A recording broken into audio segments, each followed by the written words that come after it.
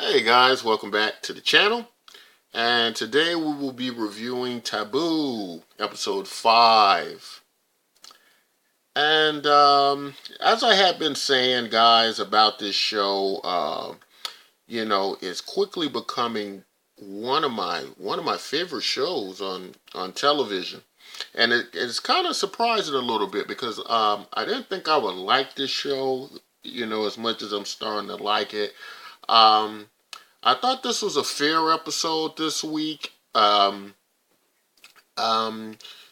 we basically it basically picks up right at the end of last week's episode, which I had been anticipating, and this week's episode was fair. There were some things that happened on this episode that I kind of thought would go another way. It didn't go that way, and so I think I was kind of,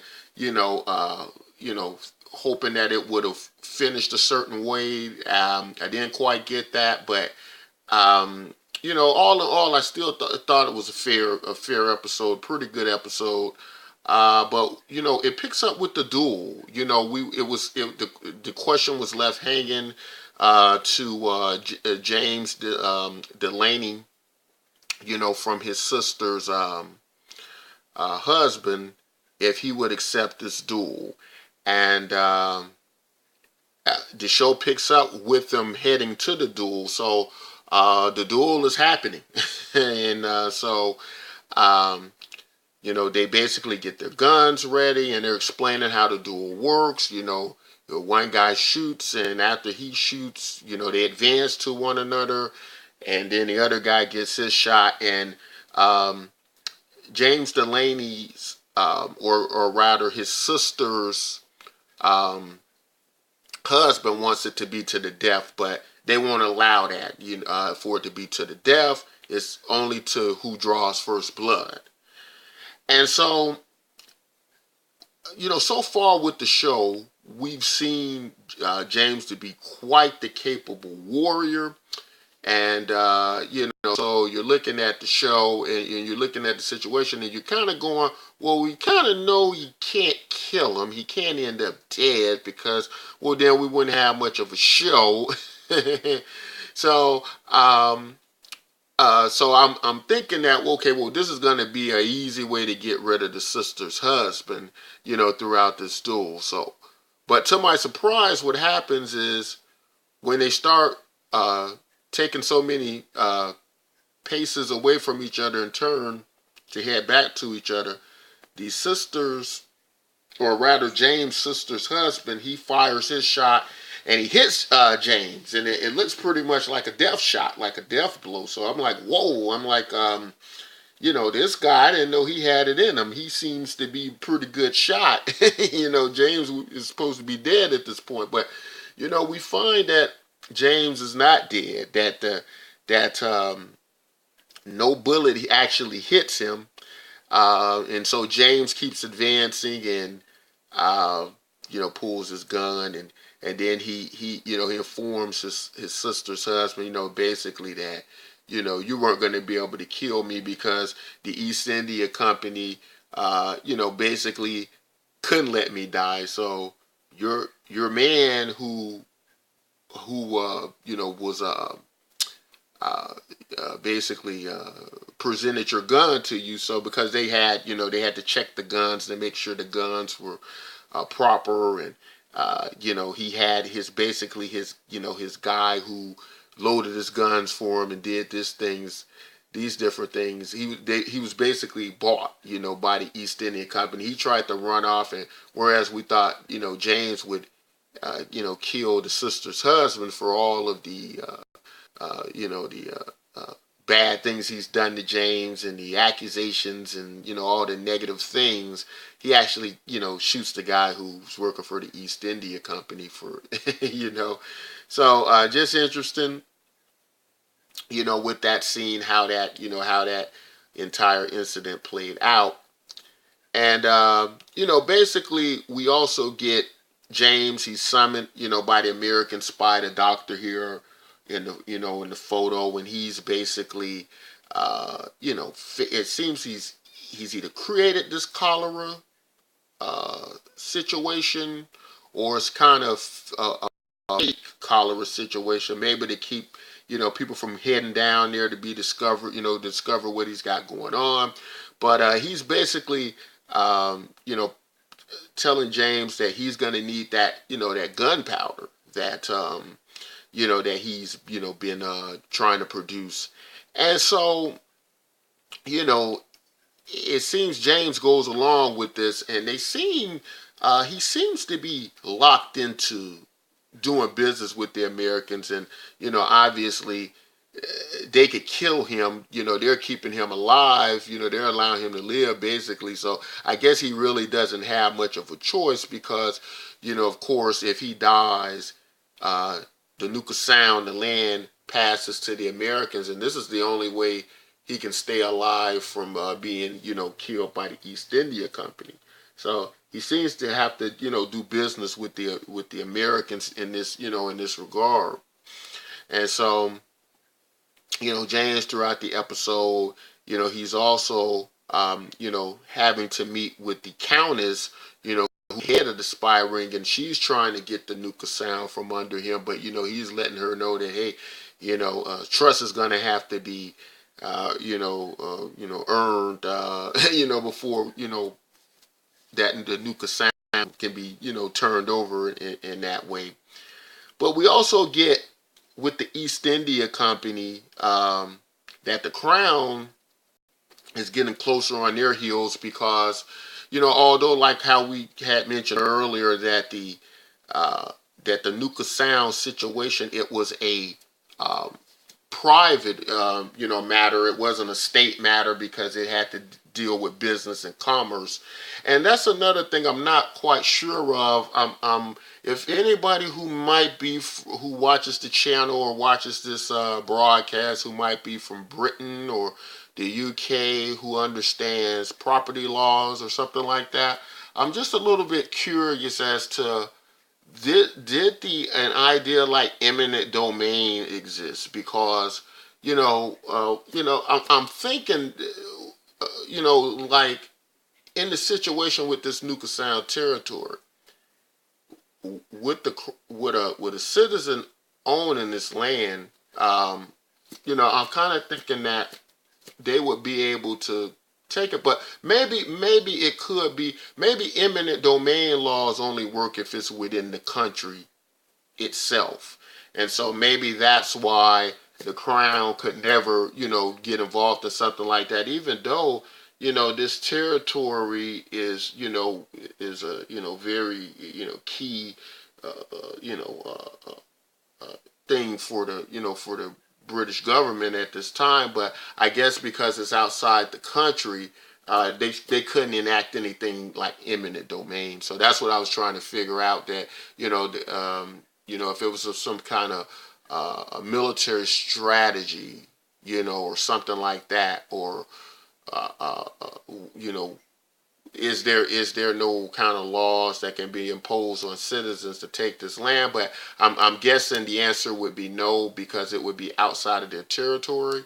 So maybe that would be why that they couldn't enact anything to that fashion. But the Crown is getting away pretty much to deal with the East India Company, and that's because the East India Company, a ship full of slaves that was sank, um, it was believed to either be sank for insurance purposes by the East India Company, or to hide the fact that the ship contained slaves.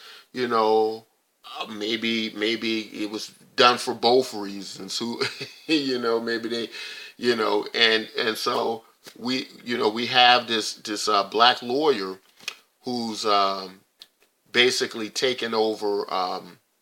This what would be this charge against East India, or this investigation. And it's very interesting, because um, I'm just wondering, if I understand that in Britain slavery ended a lot earlier than it ended in the Americas, or in North America. And so I just found that interesting. They had the black lawyer, and he's heading up this case to deal with the East India Company. I'm wondering if that's for either one or two reasons.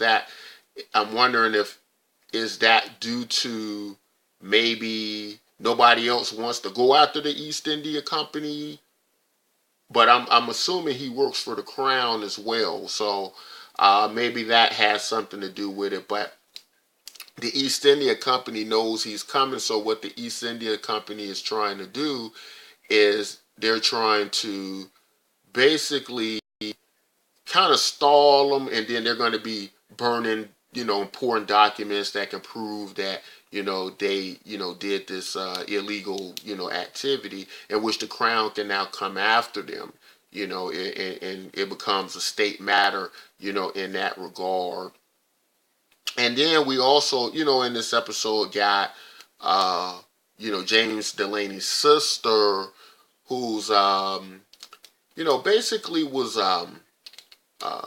having one of her nights of passion with herself, and I don't, again, this show kind of plays on, James, doing these voodoo or witchcraft, things, and he, you just don't know if it's him that's, making her have these sexual desires, or is it something that's already inside of her, that was always there.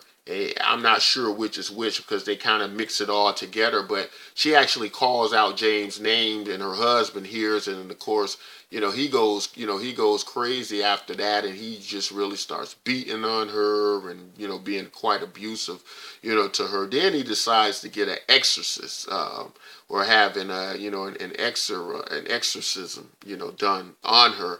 And this guy is a real, he's a real jerk of the show. He's a, you would think after James saved his life, he would have a little bit of gratitude about that, But he's pretty much seems unchanged by the event, and he's pretty much being the jerk he's always been. So have this very very strange scene where this exorcist comes in, and he's doing all these chants and spells to try to basically exorcise the evil spirits out of the sister, and she's basically trying to fight them off.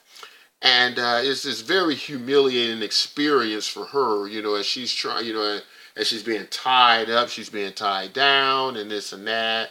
And so, I'm thinking that, after she, is released from the exorcism, the husband's asking her to come to bed and this and that, but, she's just, you can tell the incident's changed her, and she's having this conversation with, with in the mirror with herself, and I don't know. It's kind of left open if she's going to try to kill her husband or injure him some kind of way. She's messing with a sharp object. But what's kind of odd about the scene is she seems more possessed after the exorcism is done than any possession she may have had prior to that. So, kind of strange episode this week.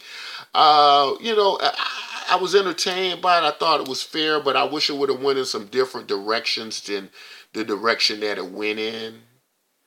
But I thought it was a good episode all in all.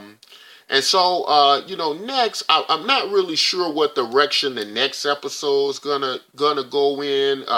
We did get James finally getting the trunk as well with his father's belongings, and he was burning all the documents. Apparently, he just wanted the purchase orders of his mom and some trade agreements and things like that, and he was burning everything else, burning all the things, the ex-wife thought, or his now kind of, I guess, / stepmom living in the house with him. He was, burning personal objects that, she thought he would find important He didn't. He only found, just the purchase agreement with concerning his mom and different things like that. Another thing I thought was, I thought maybe after his sister was abused, I thought she would try to leave her husband and run to him, for some kind of help. And that didn't happen, but it's kind of strange to watch this show because of the subject matter. I'm like, who am I supposed to be rooting for? Because, they've set it up so the James sister, she's obviously in an abusive relationship with, with a jerk. But although James wants her to come to him, it's like, if you're rooting for her to come to him, you're basically rooting for her to come to him and be in this very taboo, inappropriate relationship. So that's kind of where the show kind of puts us in a very weird, odd situation. But the show obviously wants us to understand how much of a jerk her husband is, and we definitely don't want her with him. So again, folks, I like this show as well. If you're not watching, I hope you all give it a chance and let me all know what you think about the show. If you do watch the show, please feel free to comment below. Let me know what you thought about this week's episode. And again, like Taboo, I think it's a great show, but just not certain, what's how this show's gonna end, with Mr. Delaney. I don't really have a lot of predictions, with this show. I do know that he is trying to get passage to the Americas with his sister, but we'll see what happens. And again, guys, if you like this kind of content, don't forget to like and subscribe. And until next time, take care.